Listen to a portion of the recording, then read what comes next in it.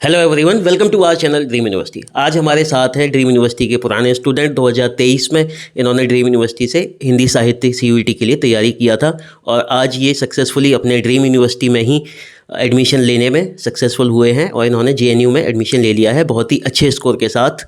बाकी मिलने को इनको BHU DU सारे यूनिवर्सिटीज़ मिल रहे थे, लेकिन JNU क्योंकि जो भी सर्वोच्च स्थान प्राप्त करते हैं इस टेस्ट में, उनका ड्रीम होता है JNU में ही जाना। तो शिवम ने भी JNU को चूज़ किया। शिवम से हम जानेंगे कि उन्होंने कोर्स ड्रीम यूनिवर्सिटी का कोर्स किस तरीके से उनके लिए फ़ायदेमंद था, टेस्ट सीरीज़ जो हमने टेस्ट सीरीज़ प्रोवाइड करते हैं वो किस तरह से बेनिफिशियल था, इसके इतर और क्या क्या चीज़ें इन्होंने पढ़ी जिससे आप लोग सक्सेसफुल हो सकते हैं अपने dream university JNU DU BHU में जाने में।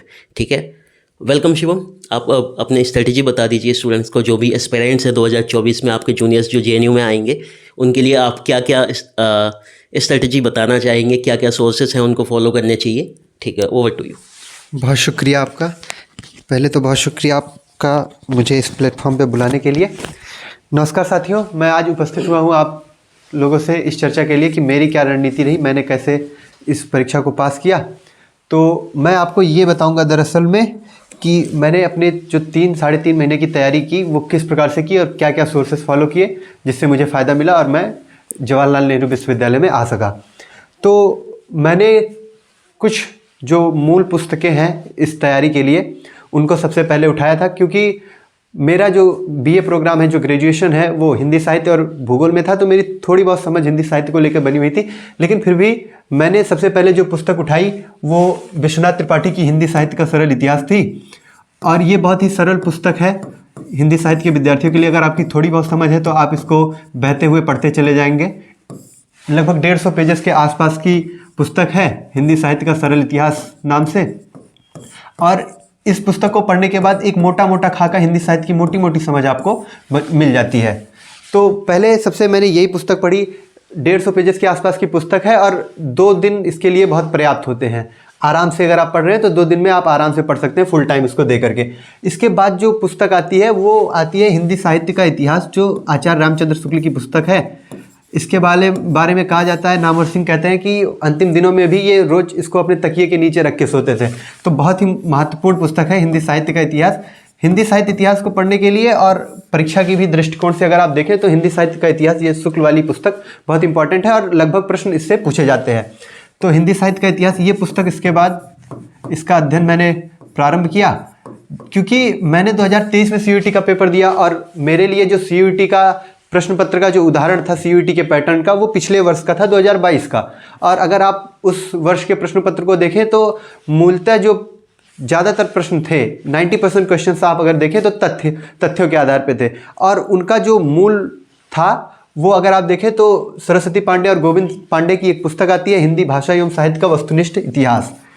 ये भी मैं यहाँ पे लिख देता हूँ, हिंदी भाषा और साहित्य का वस्तुनिष्ठ इतिहास।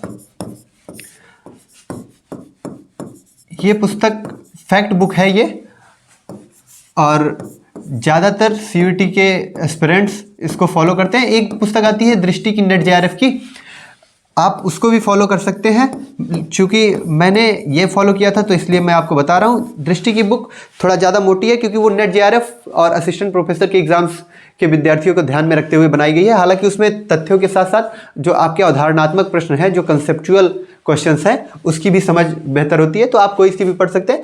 मेरे पास, क्योंकि मैंने आपको बताया कि मैंने 3-3.5 महीने में पूरी तैयारी करी, तो मेरे पास समय कम था और जो पतली बुक्स थी, जो थोड़ा छोटी बुक्स थी, वो मैंने प्रेफर करी। तो इसलिए मैंने सरस्वती पांडे और गोविंद पांडे की पुस्तक फैक्ट्स के लिए पढ़ी। क्योंकि आप देखें तो जो 2022 का प्रश्न पत्र था उसमें तथ्य बहुत ही महत्वपूर्ण थे, तो मेरे लिए उदाहरण वही था और इसलिए मैंने सबसे ज़्यादा ध्यान दिया सरस्वती पांडे और गोविंद पांडे की पुस्तक पे। क्योंकि आप देखें प्रश्न पत्र 2 हिस्सों में बटे हुए होते हैं। जो हिंदी साहित्य के प्रश्न होते हैं, साहित्य इतिहास के, वो मूलतः 2 हिस्सों में बटे होते हैं। एक होता है तथ्यों के आधार पर जो प्रश्न होते हैं, तथ्यों पर आधारित, और एक होता है अवधारणात्मक प्रश्न, जिसको आप बोल सकते हैं कंसेप्चुअल क्वेश्चंस, जो अवधारणा पे आपकी हिंदी साहित्य की क्या समझ है उसके आधार पे होते हैं। आप ये मान के चलिए कि अभी जो प्रश्न पत्र आ रहा है, जो पिछले साल का प्रश्न पत्र था, वो समझ पे आधारित ज़्यादा था, लेकिन आप कुछ भी कर लें, जो तथ्य हैं वो आपको दौड़ में लाते हैं। ऐसा नहीं है कि तथ्य आपका सिलेक्शन आपकी ड्रीम यूनिवर्सिटी में करवा देंगे, लेकिन ये है कि आपका सिलेक्शन ये रोक सकते हैं। तो ज़्यादा महत्वपूर्ण आप कंसेप्चुअल क्वेश्चंस को मान सकते हैं, लेकिन फिर भी तथ्य आपको बहुत इंपॉर्टेंट हो जाते हैं पढ़ने के लिए। तो इसलिए मैंने सरस्वती पांडे और गोविंद पांडे की पुस्तक को बहुत अच्छे से पढ़ा। मेरी तैयारी किस प्रकार से होती थी अगर मैं आपको बताऊं, मेरी दिनचर्या तो सुबह लगभग 8-9 बजे से मैं पढ़ना स्टार्ट करता था। सबसे पहले मैं सरस्वती पांडे गोविंद पांडे की पुस्तक पढ़ता था लगभग 2-3 घंटे लगा करके। फिर उसके बाद आचार्य रामचंद्र शुक्ल की पुस्तक पढ़ता था, और उसके बाद जो मैंने कोर्स लिया था इसी ड्रीम यूनिवर्सिटी के चैनल से, तो वहाँ पे मैं टेस्ट सीरीज लगाता था और एक क्लास होती थी डाउट क्लास, तो उसमें जाता था, और उसके बाद शाम के समय में इन दोनों बुक्स का रिवीजन।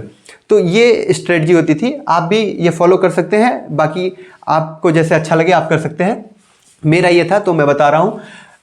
आप अगर देखें तो रिवीजन के लिए, फैक्ट्स को याद करने के लिए रिवीजन बहुत ज़रूरी हो जाता है। हालांकि हिंदी साहित्य के इतिहास जो आचार्य रामचंद्र शुक्ल की पुस्तक है, इसको आपको बहुत अच्छे से पढ़ना होता है, क्योंकि जो तर्क और कथन वाले प्रश्न होते हैं वो ज़्यादातर इसी पुस्तक से पूछे जाते हैं। और ये पुस्तक एंट्रेंस के लिए तो ज़रूरी है ही, लेकिन आप जब आ जाएंगे अपने ड्रीम यूनिवर्सिटी में, आपका कोई भी विश्वविद्यालय हो जहाँ पे आपका सिलेक्शन होता है, जब आप वहाँ पे जाएंगे, क्लासेस में जाएंगे, तो आपको एक अच्छी समझ होनी चाहिए वहाँ पे अच्छा परफॉर्म करने के लिए, क्योंकि आपका उद्देश्य केवल एंट्रेंस क्लियर करके एक अच्छी यूनिवर्सिटी में आना नहीं है, आपको हिंदी साहित्य में बेहतर भी करना है।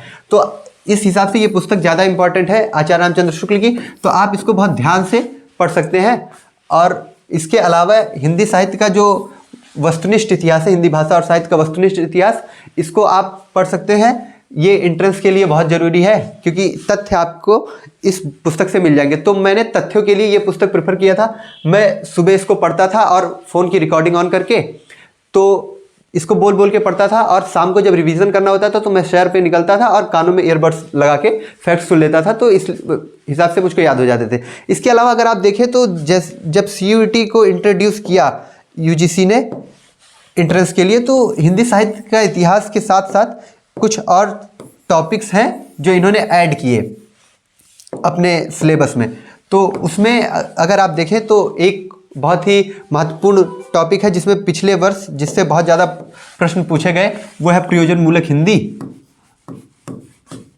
मैंने क्या पढ़ा था मैं आपको ये बता सकता हूँ, बाकी आप खुद देख सकते हैं कि आपको क्या पढ़ना है। आप मेरे सोर्सेस फॉलो कर सकते हैं, क्योंकि मेरा ठीक ठाक स्कोर रहा है इन सोर्सेस को फॉलो करके। तो प्रयोजन मूलक हिंदी के लिए, चूँकि उस समय तक ज़्यादा वेटेज प्रयोजन मूलक हिंदी का था नहीं, जो मेरे पास उदाहरण थे 2022 का जो प्रश्न पत्र था उसमें प्रयोजन मूलक हिंदी से उतने प्रश्न नहीं थे, तो मैंने इस पर बहुत कम समय दिया था। अंतिम के सप्ताहों में मैंने इसको YouTube से देख के पढ़ा था, और हालांकि इससे प्रश्न बहुत ज़्यादा आए, इसका वेटेज बढ़ गया, तो इस पर ज़्यादा ध्यान देने की ज़रूरत अभी है। इसके अलावा एक टॉपिक आता है व्याकरण का, और व्याकरण के लिए अगर आप देखें तो ड्रीम यूनिवर्सिटी के ही चैनल पे आपको इस वीडियो के डिस्क्रिप्शन में भी वो नोट्स प्रोवाइड करवा दिए जाएंगे। तो वो नोट्स बहुत अच्छे हैं, आप वो फॉलो कर सकते हैं, मैंने भी वही फॉलो किए थे। तो व्याकरण के लिए, व्याकरण में मोटे तौर पे 4 भाग है, काल है, वाक्य विन्यास है, समास है और संधि है। तो इससे आप देखें तो काफ़ी प्रश्न पूछे गए पिछले साल भी, तो इस साल भी आशा है कि व्याकरण से प्रश्न पूछे जाए, क्योंकि हिंदी साहित्य के इतिहास के इतर भी जो टॉपिक्स हैं उनका वेटेज धीरे धीरे बढ़ रहा है। तो इसके लिए मैंने ड्रीम यूनिवर्सिटी के ही चैनल पे हमको नोट्स प्रोवाइड कराए गए थे, वो मैंने पढ़े थे। इसके अलावा व्याकरण के अलावा अगर आप देखें तो एक टॉपिक आता है जनसंचार माध्यमों में हिंदी, और इसमें भी विज्ञापन से रिलेटेड प्रश्न पिछले बार ज़्यादा पूछे गए थे। जनसंचार माध्यमों में हिंदी, चूंकि मेरे पास समय कम था तो मैंने इसके लिए कोई अलग से विशिष्ट पुस्तक नहीं पढ़ी थी, मैंने YouTube का ही सहारा लिया था और इसको पढ़ा था। विज्ञापन के 4 से 5 प्रश्न पिछली बार इसके पूछे गए, तो आप भी YouTube का सहारा ले सकते हैं, या इस चैनल पे आपको कुछ नोट्स भी प्रोवाइड कराए जाते हैं जनसंचार माध्यमों की हिंदी में, आप वो भी दे सकते हैं। दोनों में से कोई भी जो आपको सहज लगे आप कर सकते हैं। इसके अलावा एक बहुत ही महत्वपूर्ण टॉपिक हो जाता है काव्यशास्त्र, और काव्यशास्त्र के लिए आप दृष्टि और दृष्टि की जो पुस्तक है, या और सरस्वती पांडे गोविंद पांडे की जो पुस्तक है, उसमें पीछे में काव्यशास्त्र के बारे में दिया हुआ है कुछ थोड़े पेजेस में। लेकिन मुझे जहाँ तक मैंने देखा है, मुझे दृष्टि की जो बुक है उसमें जो काव्यशास्त्र दिया है वो ज़्यादा अच्छा लगा। आप भी वो पढ़ सकते हैं, और उसमें भी जो काव्य हेतु है, काव्य लक्षण, काव्य प्रयोजन, इस पर ज़्यादा ध्यान देने की ज़रूरत है। और बहुत सारी चीज़ें हैं जो छोड़ भी आप सकते हैं, जैसे रस, अलंकार, ये सारी चीज़ें नहीं पूछी जाती और सिलेबस में भी नहीं लगा हुआ है, तो आप उसको छोड़ सकते हैं और आराम से दृष्टि IAS पढ़ेंगे तो वो मोर देन सफिशिएंट है आपके एंट्रेंस के लिए, काव्य शास्त्र की अगर बात की जाए उसमें। इसके अलावा हिंदी साहित्य काल विभाजन और नामकरण का एक टॉपिक आता है, हिंदी साहित्य काल विभाजन और नामकरण, तो ये भी आपको सरस्वती पांडे, गोविंद पांडे में कवर हो जाएगा और मैंने भी वहीं से कवर किया था, काल विभाजन और नामकरण। इसके अलावा एक टॉपिक और अगर आप देखें तो संविधान में जो हिंदी है या कामकाजी जो हिंदी आती है, प्रयोजन मूलक हिंदी, उसी का ये टॉपिक है, संविधान में हिंदी। तो आप अगर देखें पिछले कुछ साल के प्रश्न पत्रों को, तो जो संविधान में हिंदी से रिलेटेड अनुच्छेद हैं, उन अनुच्छेदों पे प्रश्न लगभग पूछे जाते हैं, तो ये बहुत ज़रूरी हो जाता है। इसके लिए भी आप सरस्वती पांडे, गोविंद पांडे का सहारा ले सकते हैं, मैंने वहीं से पढ़ा है और ये मेरी पूरी स्ट्रेटजी है जिससे मैंने क्लियर किया है। बहुत शुक्रिया आप लोगों का ये वीडियो देखने के लिए। आपको आगामी परीक्षाओं के लिए बहुत सारी शुभकामनाएं। धन्यवाद।